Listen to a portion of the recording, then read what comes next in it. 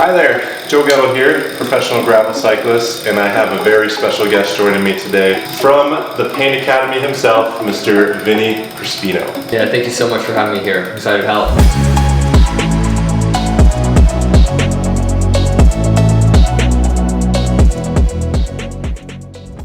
It's time for me to introduce you to your favorite position for recovery as a cyclist. Sit in front of a chair, lay on your side, and then we're gonna roll over onto our back. Both legs are gonna be on top of this chair. Hips and knees are at 90 degrees. And this might feel a little too cramped, so maybe you need the chair a little further away, but ideally we want the knee vertical right over the hip joint. Now, if you find that your knees are just kind of plopping or falling out to the side, the chair is too low. So notice how we have a pillow here to raise the height of the chair. I want you to feel fully supported. Chances are you're going to use this position post-ride to help recover and relax all of that muscular tension that was just the outcome from your long ride. So I don't want there to be any level of work when you're in this position. That's why the pillow is here. Your main job right now is to actually do nothing. So just relax. I want you to feel that the chair is holding you up. I want you to feel that the ground is supporting you. What's really interesting about being a cyclist and tapping into a position like this is, number one, we get to down regulate and relax the body. So we are relaxing all of this tension. What's really important about this is that both hips, knees, and ankles are in the same position at the same time, which is the complete opposite as a cyclist. And because many people have neuromuscular imbalance, meaning they're using one leg more, better, or different than the other, it's imperative as a cyclist, if you want to be doing this for the long haul, to still come to a state of balance after your ride. And you can also do this before your ride as well. Some of you might find that it actually feels better. So what I want you to do is interlace both hands together and place them behind your head. This might feel very tight, and notice how this is the opposite position, the upper body, as your riding position. Right? Riding, we're rounded forward and the spine is flexed. Shoulders are rounded, and for many of you are internally rotated. This hands behind the head immediately opens up the mid-back into extension. It takes you out of that riding position, and this can help restore the upper body position as well. You might notice one shoulder is tighter than the other side. That's okay. That'll start to relax and settle over time. I'm going to put 5 minutes on the clock. We're already 2 minutes into this exercise.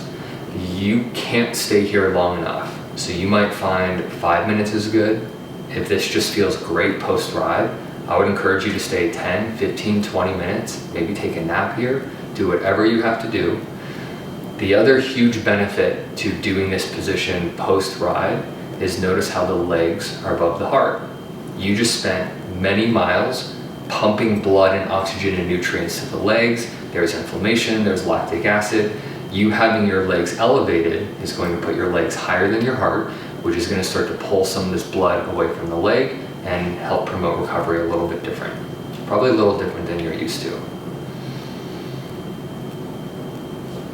The only thing you have to do is just take a really big deep breath and allow the floor to support you.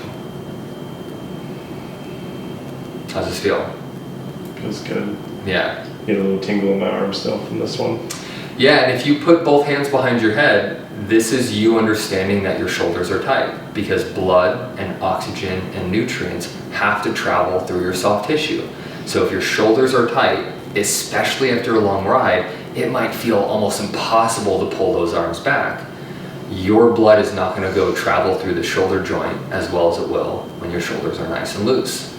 So if you feel a little tingling or numbness, that's probably pretty normal given how long you just spent on the bike, or if you just have chronically tight shoulders. Do what you can. You might need to spend 1 minute with your hands behind your head, 1 minute with your arms out to your side, 1 minute hands behind your head, and then arms out to the side. Play around with it a little bit, be a little versatile in how you're approaching this position, and you just might find the longer you spend here, the easier this becomes. Now, we've got about a minute left. You have the option to just pause the video at this time and stay in this position for as long as you feel like it's beneficial. I want to give you one more exercise crucial for cyclists, and how we're going to do this is interlace both hands together like this. So I want you to hold both hands, arms straight towards the ceiling. For this exercise, let's make sure that we maintain a straight elbow. Under no circumstance do I want the elbow bending. I want all of the motion to be in the shoulder. Very slowly, bring both arms overhead. It's okay if you can't touch the ground, but try to get the arms overhead as far as you can, and then come back up towards the ceiling again. I'm gonna put another 2 minutes on the clock, and we're gonna be doing this bilateral, so both arms opening up. And what we're gonna find is for both hands to go down to the ground, a few things have to happen. Number one, the shoulder has to move. Number two, the shoulder blade has to move. And number three, the mid-back and the ribs have to move, which are three things that do not happen on a bike. So post-ride, or if you've been a rider for a long period of time, you're probably noticing that this mid-back is stiff and tight. And you introducing a position like this, just doing very gentle pullovers for a couple minutes, is going to help bring you back into extension, which helps you become a more well-rounded athlete. Learning how to reverse the amount of time that you're spending on a bike is going to be one of the best ways for you to ensure that you can stay on a bike for a very long period of time. We don't want to become too highly specialized or adapted for any one given range of motion.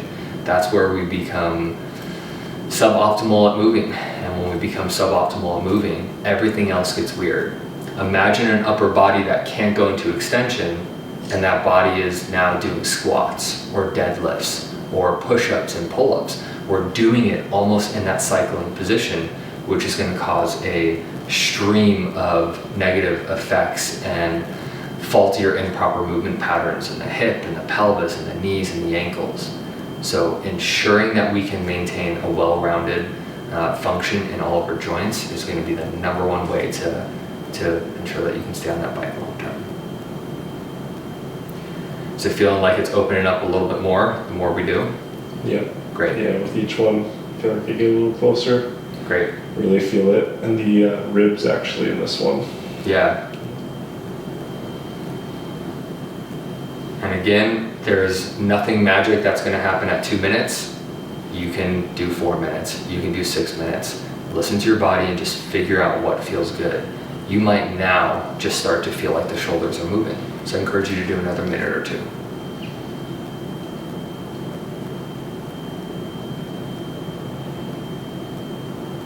Great.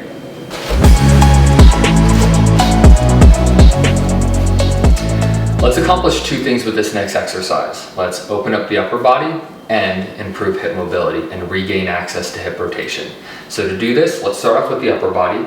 Both arms out to the side in a straight line. So if I'm standing above you, hand to hand is straight, and press the hands flat into the floor and gently pull the shoulder blades back. I want you to feel both shoulders sucked back to the ground, and you're going to keep your upper body on the ground the entire time. From here, let's start off and lift the left leg off the ground, place it on top of the right thigh. Gently press the left knee away from you, and you're going to now pivot around the right foot and slowly rotate the legs down to the right. Now, some of you will be able to do this, other of you, there's just no way you have this range of motion yet, so you might need to put a yoga block underneath the right knee to prop up the leg to modify this, regress it a little bit, and gently turn your head to the left. Now again, we're trying to accomplish two things. By stretching out the arms, notice how this is almost the opposite of this rounded forward, hunched over cycling position. So we're trying to stretch out the upper body, and by rotating, externally rotating this left hip, as the pelvis rotates to the right, you are most likely going to feel a tremendous stretch in this lateral outside left hip.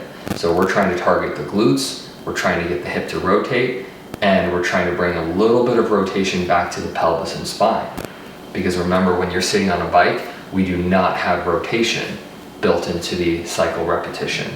This is where we get to regain this back. We're going to stay here for 1 minute total. That marks 1 minute. So slowly come back up, and we're going to repeat the same thing on the other side.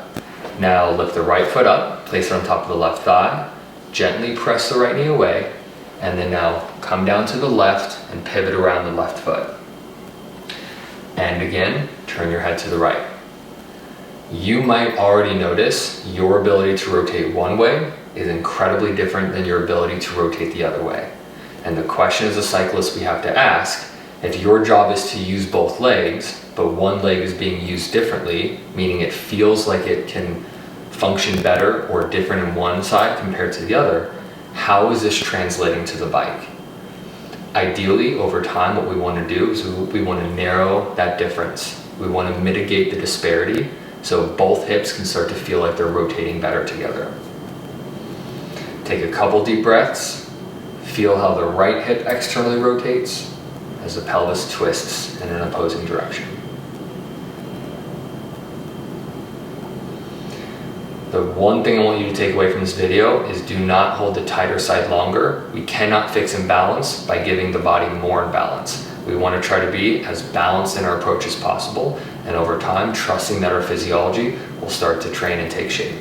Come back over towards the middle and do this position. Great.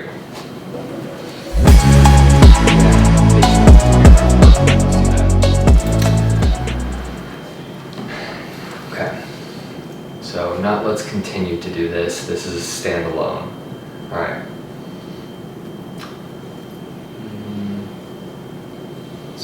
Okay, so no interrupts here. Lying on your side with your hips and knees at 90 degrees, your knees, ankles are going to be stacked right on top. It's imperative in this exercise that the knee and the hip never pull away from each other, so keep your lower body in this fixed, stacked position. Both arms straight out, hands on top of one another. We're going to start off with the right arm coming straight up towards the ceiling, and from here, we're going to slowly open up the body down to the ground. And while we're doing this, we're going to make sure that the knees do not pull apart and separate, because I don't want the hip, knee, or ankles to do this rotation. I want the spine and the mid-back to do this rotation, which for cyclists, this might be incredibly demanding, because how often are we actually rotating the spine on a bike? Not very often, unless we're turning our head looking for cars, which also probably doesn't happen very often either. It's crucial with this exercise that we gently work our way into this range of motion. There is no prize that you get by opening up all the way down to the ground. I don't care if your shoulder touches the ground and your hand touches the ground. There's no prize we get. The benefit is how we work with the body on the way down to the ground. So many of you are going to find that you're going to just hit like this limit, this anatomical wall where you can't rotate further. The goal is not to force our way through that. The goal is to back off an inch or two, take a couple really slow, deep breaths. If your spine could rotate, it would. So if you're running into limitation, the only thing that we can do is ask those nerves and muscles to soften and relax, and over the course of these 2 minutes, they will slowly start to open up down towards the ground. It might take you weeks, months, or maybe even up to a year to finally be able to rotate your mid-back, just depending on how much time we've spent in this flexed, hunched over position on a bike. Notice how each breath, the arm that we're trying to get down to the ground kind of rises and falls just a little bit. This is how your breath has a lot to do with the movement of your spine. You just keep breathing nice and deep. And we got about 30 seconds left. Put 2 minutes on the clock, and then we're going to repeat on the other side. Friendly reminder to keep the knees still on top of each other. If you're missing motion in the mid-back, this is why we start twisting the knee and the hip to make up for the mid-back not moving. And mid-back rotational dysfunction is one of the #1 reasons why we have a twisted knee or a pelvis that doesn't really rotate well. After the 2 minutes, slowly come out of this the same way you got into it. You're coming back out, right hand moves to the left, and then we're going to roll over to the left side, and we're going to repeat the same thing. And again, with any of the positions I teach you, notice how there's a difference with how the right side and left side might show up. So again, knees are stacked up, left arm goes straight up towards the ceiling. I'm going to put 2 minutes on the clock, and let's slowly open towards the ground. Notice if it's easier to keep your knees together, rotating this way. Or if your knees want to pull apart even faster. Take a couple of big deep breaths. If you notice one side's different than the other, it's not trying to force ourselves to be even. If the body could rotate evenly, it would. All we're doing is knocking on this door and asking both sides to rotate together at the same time with the same duration. You are absolutely going to notice your ability to do this exercise is substantially different before riding and after riding. And why that is, again, is because we're spending so much time grounded. So the more you do this, the more you're going to understand how riding affects your rotation and your function. And if we can start to sprinkle a movement like this into our world every single day, we're going to notice we just start to feel more mobile and agile in almost every other motion that we do.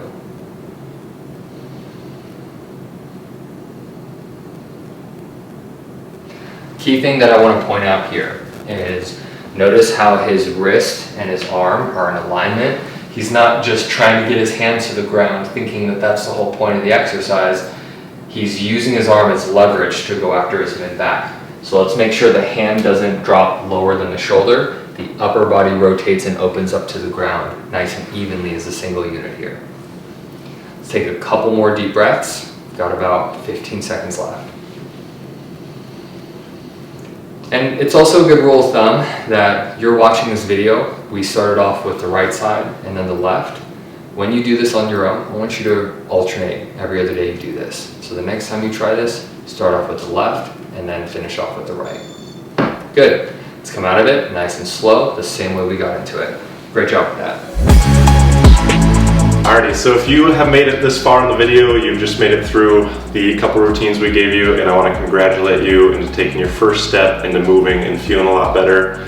If you are anything like I was a couple years ago with many chronic issues and in pain just a lot of the time, both on and off the bike, I highly encourage you to go check out the movement program at the Pain Academy and see what that's all about, because it's been such a huge benefit to my life and helping me move and feel better, again, both on and off the bike, and I 100% know it will help you to do the same.